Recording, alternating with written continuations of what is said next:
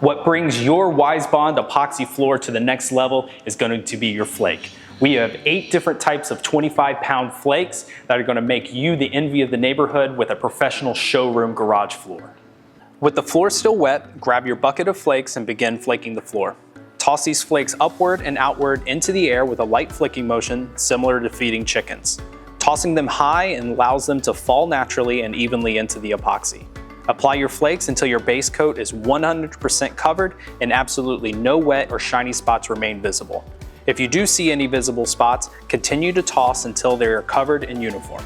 A 25-pound box of flakes covers about 200 to 250 square feet, and you want to work systematically towards the exit and let the epoxy flakes cure.